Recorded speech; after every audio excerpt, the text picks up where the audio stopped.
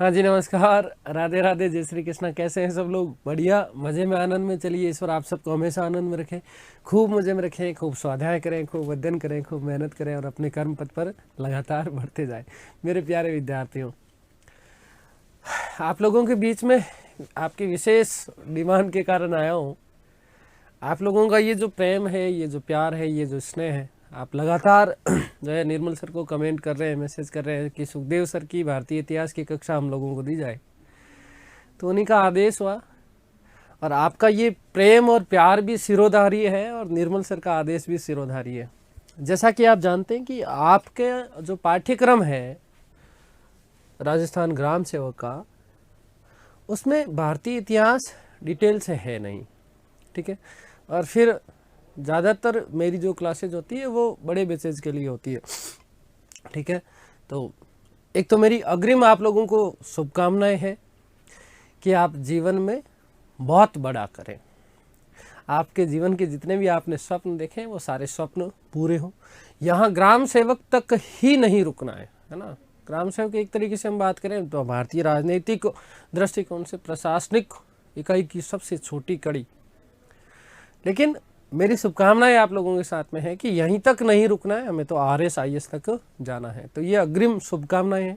और मैं फिर कह रहा हूँ, क्योंकि भारतीय इतिहास आपके विशेष व्यापक रूप में है नहीं पाठ्यक्रम में, आपकी बहुत ज़्यादा डिमांड के बाद में निर्मल सर का आदेश था, तो इसलिए मुझे आप लोगों के बीच में आने का मौका मिला है, अवसर मिला है।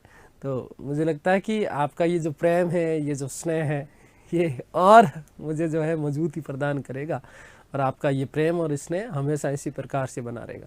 आपके पाठ्यक्रम की मैं यदि चर्चा करूं तो आपके पाठ्यक्रम में केवल एक छोटी सी लाइन लिखी हुई है इतिहास के नाम पर, है ना। क्या लिखा हुआ है? भारत और राजस्थान के मुख्य स्मारक है, ठीक है ना। भारत और राजस्थान के मुख्य क्या है? स्मारक है, साहित्यिक कृतियाँ हैं, ठीक है, इतिहास और संस्कृति है। इतिहास और संस्कृति तो बहुत ज़्यादा कोई डिटेल में विशेष रूप में आप लोगों को यहाँ पर पढ़ना नहीं है, बहुत ज़्यादा कोई माथापड़ी करनी नहीं है ना। लेकिन फिर भी आपका ये प्यार और जो स्नेह है ये मुझे आपकी तरफ खींच के लेके आया है ना। तो अब ये जो आपको जो है निरंतर मेरी पहले से रिकॉर्डेड क्लासेस जो मैंने RS में पढ़ाया है, जो मैंने SI में पढ़ाया है ना, तो वो जो क्लासेज है वो आपको मिल जाएंगी, ठीक है ना। और कौन से टॉपिक की आप लोगों को मिलने वाली है वो भी मैं आप लोगों के साथ में अभी चर्चा करने वाला हूँ कि कौन से टॉपिक आप लोगों को मिलने वाले। तो स्वाध्याय करें, खैर अभी परीक्षा में बहुत समय भी है ना। और फिर मैंने कहा कि कहीं पर भी हमें यहाँ पर तो रुकना नहीं है ना। भाई ग्राम सेवक अपना अंतिम लक्ष्य नहीं है, तो आगे आने वाले भविष्य के लिए आपके जीवन में ये कक्षाएं महत्वपूर्ण साबित हो और आपके जीवन में जो भी आपने लक्ष्य निर्धारित किए उन लक्ष्यों को प्राप्त करने में मैं किसी भी रूप में, एक छोटे रूप में, भाई के रूप में, गुरु के रूप में, किसी भी रूप में आपके लिए मैं सहायक साबित हूँ, ऐसा मैं प्रयास करूँगा और आपकी उम्मीदों पर खरा उतरने का प्रयास भी मैं करूँगा। चलिए देखते हैं कि कौन से टॉपिक आप लोगों को मेरे रिकॉर्डेड वीडियो लेक्चर जो पहले से है, मैं फिर कह रहा हूँ RS और SI के लिए जो लेक्चर मैंने दिए हैं, जो पहले से रिकॉर्डेड क्लास है वो क्लास ही आप लोगों को मिलने वाली है, ठीक है। कोई नया हम लोग नहीं कर पा रहे हैं क्योंकि आपके विशेष है नहीं इतना कुछ। चलिए फिर बात करते हैं। देखो, भारतीय इतिहास का परिचय इस भारतीय इतिहास के परिचय में हम लोग देखेंगे कि किस प्रकार से इस इतिहास की अवधारणा हुई, किन किन चीज़ों को हम लोग इतिहास में शामिल करते हैं और कैसे जो है हमारा इतिहास बनता है, उसके बारे में हम लोग चर्चा यहाँ पर करने वाले हैं, ठीक है। उसके बाद में विशेष सिंधु घाटी सभ्यता। इस सिंधु घाटी सभ्यता में हम लोग बहुत सारी चीज़ें पढ़ने वाले हैं। जैसे सिंधु घाटी सभ्यता के स्थलों की हम लोग चर्चा करेंगे, ठीक है ना। स्थिति क्या है, विस्तार क्या है, ठीक है। यहाँ इन जो ये स्थल जो हमें प्राप्त हुए, इन स्थलों से कौन सी चीज़ें मिली हमें, किस किस चीज़ के साक्ष्य मिले, सेंधव समाज कैसा था, वहाँ की सेंधव नगर की क्या क्या प्रमुख विशेषताएं रही, ठीक है। तो ये सारी की सारी चर्चा हम लोग यहाँ पर करने वाले हैं, ठीक है। भारत की प्रथम नगरीय सभ्यता मानी जाती है, आप लोगों को पता है, जैसा कि सिंधु घाटी सभ्यता, तो वो आप लोगों को फिर डिटेल में मिलने वाला है, ठीक है। तो मस्ती से पढ़िएगा, ठीक है, आराम से। फिर उसके बाद में एक हमारा हो गया नंबर 1 पॉइंट, और फिर उसके बाद में आपको वैदिक सभ्यता की कुछ क्लासेज आप लोगों को मिलने वाली है। लगभग 12 या 13 क्लासेज वैदिक सभ्यता की होगी, ठीक ठीक है। उसमें वैदिक सभ्यता का उत्थान कैसे हुआ, इसकी प्रकृति कैसी थी, वैदिक सभ्यता के संस्थापक कौन थे, ये चर्चा सारी करने के बाद में कहाँ कहाँ से ये आए, इनका मूल स्थान क्या रहा। उसके बाद में हम लोग ऋग्वैदिक और उत्तरवैदिक काल की यहाँ पर चर्चा करने वाले हैं। ऋग्वैदिक काल में विशेष रूप से वैदिक साहित्य की चर्चा करने वाला हूँ। राजनीतिक जीवन कैसा रहा ऋग्वैदिक काल का, उसके बारे में हम लोग चर्चा करेंगे। सामाजिक जीवन की चर्चा हम लोग करने वाले हैं। धार्मिक जीवन की ऋग्वैदिक काल की चर्चा करने वाले हैं। और ये ठीक यही सारी की सारी चीज़ें आपकी उत्तरवैदिक काल में, राजनीतिक जीवन की भी बात करेंगे, सामाजिक, धार्मिक और आर्थिक जीवन की भी वहाँ पर हम लोग चर्चा करने वाले हैं। तो आपका वैदिक सभ्यता आप लोगों को मिल जाएगा, ठीक है। नंबर 3 पे फिर हम लोग चर्चा करेंगे, देखिएगा, धर्म सुधार आंदोलन, है ना, कि किस प्रकार से वैदिक कर्मकांडी व्यवस्था के बाद में उत्तर वैदिक काल में विशेष रूप से कर्मकांडी व्यवस्था बढ़ी, और इस कर्मकांडी व्यवस्था के कारण थोड़ा सा जो पाखंड वाली जो चीजें हैं, अंधविश्वास वाली जो चीजें हैं, धर्म को रूढ़ बना दिया गया, ठीक है। तो किस प्रकार से उन चीजों का शुद्धिकरण करने का कार्य किया गया। 2 नए धर्म आए, एक तो जैन धर्म और दूसरा बौद्ध धर्म, ठीक है। जैन धर्म में विशेष रूप से हम लोग चर्चा करेंगे महावीर की, उनकी शिक्षाओं की, प्रारंभिक जीवन की, किस प्रकार से उन्होंने तपस्या की, किस प्रकार से उनको ज्ञान की प्राप्ति हुई, और किस प्रकार से इस वैदिक कर्मकांडी व्यवस्था से निकाल करके महावीर ने जनता को एक अलग नई राह दिखाई। और यही चर्चा हम लोग फिर करेंगे बौद्ध धर्म में। और बौद्ध धर्म में हम विशेष रूप से बात करेंगे भगवान गौतम बुद्ध की, ठीक है ना। गौतम बुद्ध की क्या क्या शिक्षाएं रही, उनका प्रारंभ जीवन क्या था, ठीक है ना, किस किस प्रकार की क्या क्या चीज़ें रही, ठीक है। फिर उनकी जो जीवन की प्रमुख जो घटनाएं हैं उसके बारे में हम लोग चर्चा करेंगे कि जब गृह त्याग कितने वर्ष की आयु में किया गया, उस घटना को क्या कहा जाता है, ठीक है। गृह त्याग के बाद में वो कहाँ कहाँ पर गए, किस प्रकार से ज्ञान की प्राप्ति हुई, उस घटना को क्या कहा जाता है। फिर ज्ञान की प्राप्ति के बाद में वो कहाँ पर गए, पहला उपदेश कहाँ दिया, इस घटना को क्या कहा जाता है। फिर कहाँ प्रचार प्रसार किया, ठीक है। और फिर अंत में उनकी मृत्यु कैसे हुई, किस प्रकार से जो है उन इस मृत्यु की घटना को क्या नाम दिया गया, और किस प्रकार से उनकी मृत्यु हुई। ये सारी की सारी चर्चा हम लोग करेंगे। फिर उसी में हम लोग बात करेंगे बौद्ध धर्म की शिक्षाओं की, कि भगवान गौतम बुद्ध ने क्या क्या शिक्षाएं दी समाज को, ठीक है। और साथ ही साथ करेंगे हम लोग चर्चा बौद्ध धर्म के त्रिरत्नों की। और उसमें एक विशेष महत्वपूर्ण तथ्य आपका और रहने वाला है। क्या रहने वाला है जी, तो वहाँ पर हम लोग चर्चा करेंगे बौद्ध संगीतियों की। जब आप बड़े एग्जाम देते हैं तो बौद्ध संगीतियों से आपका प्रश्न अवश्य ही बनता है, ठीक है। चलिए आगे और क्या क्या बात हम लोग करने वाले हैं। तो मौर्य काल, क्या चीज़, मौर्य काल, ठीक है ना। एक मौर्य काल से पहले मैं चाहता हूँ कि एक टॉपिक आपको और मिले, है ना। फिर जब पढ़ ही रहे हैं तो बहुत अच्छे से ही पढ़े हम लोग, ठीक है। तो यहाँ पर हम महाजनपद काल की भी बात करेंगे। किसकी बात करेंगे, महाजनपद काल की, ठीक है। वस्तुतः जो आपको महाजनपद काल मिलने वाला है वो आपको वैदिक सभ्यता के अंत में किस प्रकार से कौन कौन से महाजनपद थे वो सारा आपको मिल जाएगा, ठीक है ना।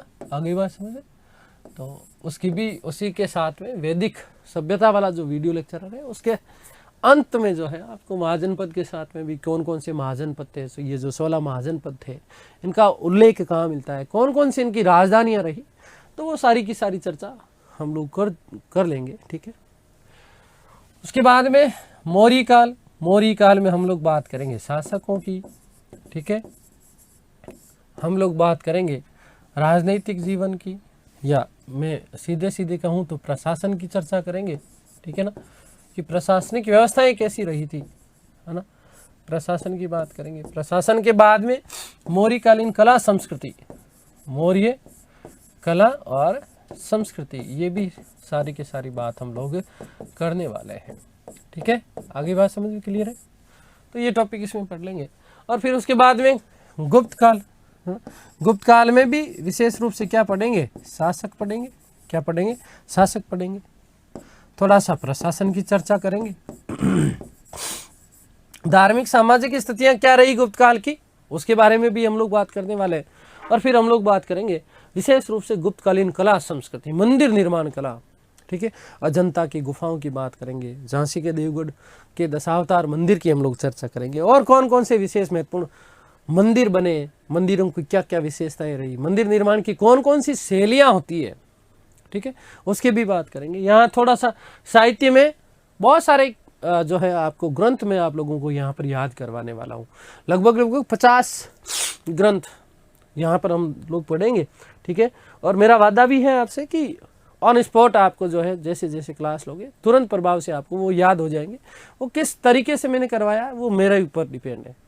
आप जब क्लास देखेंगे तो आपको पता चलेगा कि कितना आसान है ग्रंथ याद करना। तो लगभग 50 ग्रंथ मैं आप लोगों को यहाँ पर याद करवाने वाला हूँ, ठीक है।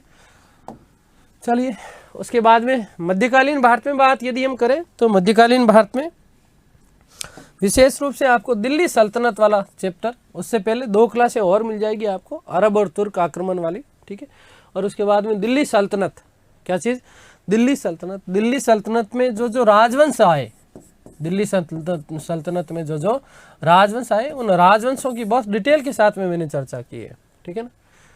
थोड़ा सा उसी के साथ राजवंशों के साथ ही मैंने प्रशासन भी पढ़ाने का यहाँ पर प्रयास किया। तो बहुत अच्छे से पढ़िए, क्या क्या निर्माण कार्य किए वो भी मैंने आपको पढ़ाए। तो ये दिल्ली सल्तनत में राजवंश, उनकी प्रमुख विशेषताएं क्या थी, कौन कौन सा राजवंश आया, है ना। तो जैसे हम लोग बात करेंगे गुलाम वंश की बात करेंगे, ठीक है, या जिसे मामलुक वंश भी हम लोग कहते हैं, उसके बारे में चर्चा करेंगे। फिर उसके बाद में खिलजियों की बात करने वाले विशेष रूप से, फिर तुगलक काल की हम लोग बात करेंगे, सैयद की बात करेंगे, और लास्ट में फिर हम बात करेंगे लोधी की। किसकी, लोधी की। तो ये प्रमुख 4 राजवंश हम लोग दिल्ली सल्तनत के काल के दौरान पढ़ लेंगे ना। तो बहुत डिटेल के साथ में पढ़ाया, आपको चिंता करने वाली बात नहीं है। इस काल के दौरान कौन कौन सी चीज़ें बनी, ठीक है, जैसे कई इमारतों का निर्माण किया गया, है ना। तो वो सारी चीज़ें भी इसके दौरान आपकी कवर हो जाएगी, ठीक है ना। आई बात समझ, क्योंकि आपके स्मारक और इमारतें जो है विशेष रूप से आपके पाठ्यक्रम में है, तो वो फिर मैंने इसके साथ में करवा रखा है। तो वो सारी चीज़ें आप लोगों की क्या है, कवर हो जाने वाली। मुगल काल में विशेष रूप से हम शासक पढ़ेंगे, ठीक है, मुगल कालीन शासक, ठीक है ना, जहाँ हम लोग बाबर से प्रारंभ करके बाबर टू औरंगजेब तक के जो शासक रहे, वो सारे के सारे शासक, उनकी क्या क्या नीतियां रही, कौन कौन से उन्होंने अभियान किए, प्रमुख अभियानों के बारे में यहाँ पर हम लोग चर्चा करने वाले हैं, ठीक है। मुगलकालीन कला संस्कृति, ठीक है, मुगलकालीन कला संस्कृति, कौन कौन से स्मारक थे विद फोटोज, है ना, बहुत सारी चीज़ें बहुत अच्छे से आराम से समझाया गया। ताजमहल की भी फोटो दिखाऊंगा, हुमायूं के मकबरे की भी दिखाऊंगा, बाबर का भी दिखाऊंगा, सारा एक एक चीज़ आपको विद फोटोज दिखाया हुआ। तो बहुत अच्छे से वो सारी की सारी चीज़ें आप लोगों को समझ में आने वाली है, और तुरंत प्रभाव से याद भी हो जाने वाली है कि कौन सा मकबरा, कौन सी इमारत, है ना, कहाँ पर है, और इसका निर्माण किसने करवाया। तो ये सारी चीज़ें हम लोग मुगलकालीन कला संस्कृति के दौरान ये सारी बात हम लोग करने वाले हैं, ठीक है।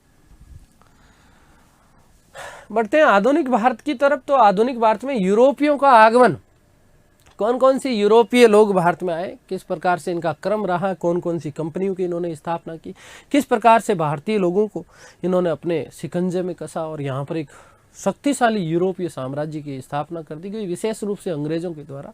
तो ब्रिटिश ईस्ट इंडिया कंपनी की स्थापना वाला चैप्टर हम लोग यहाँ पर पढ़ने वाले हैं, और किस प्रकार से ब्रिटिश ईस्ट इंडिया कंपनी के चीज़ों से परेशान होकर के भारतीय लोगों ने पहली बार उनके खिलाफ आवाज़ उठाई, और किस प्रकार से उस आवाज़ का भी दमन कर दिया गया 1857 की क्रांति में। ये सारी चीज़ें हम लोग यहाँ पर पढ़ने वाले हैं। और फिर विशेष विशेष विशेष, है ना, ऑन डिमांड आपका भारतीय राष्ट्रीय आंदोलन 1885 से लेकर के 1919, और फिर उसके बाद में स्वतंत्र भारत तक, ठीक है, 1919 से लेकर के 1919 टू लेकर के 1947, ठीक है। तो गांधी युग की भी हम लोग बात करेंगे यहाँ पर, किसकी, गांधी युग, ठीक है, गांधी युग, the era of Mohandas Karamchand Gandhi युग की भी हम लोग यहाँ पर चर्चा कर लेंगे, ठीक है। राष्ट्रीय आंदोलन 1919 से लेकर के 1947, तो ये इसमें आ ही गया आपका, ठीक है। तो ये वैसे लिखने की जरूरत है नहीं, ठीक है।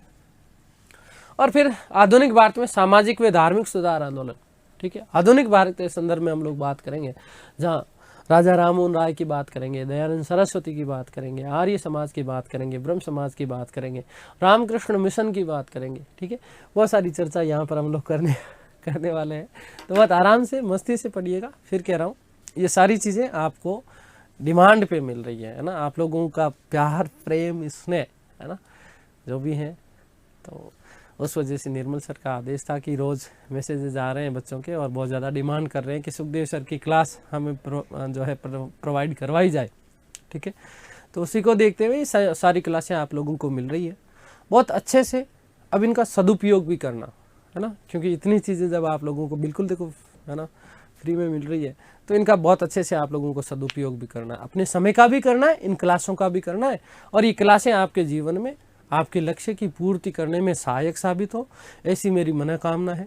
ईश्वर आप सब की जितनी भी इच्छाएं हैं वो सारी की सारी इच्छाएं पूर्ण करें। आप सब स्वस्थ रहें, मस्त रहें, तंदुरुस्त, आह्लादित और प्रसन्नचित्त रहें। इस सृष्टि की संपूर्ण खुशियां आपको और आपके परिवार को मिले, ये मेरी आप लोगों के लिए शुभकामनाएं हैं। मिलेंगे बहुत जल्द हमारी पहली क्लास के साथ। तब तक के लिए सभी को धन्यवाद, नमस्कार, थैंक यू सो मच।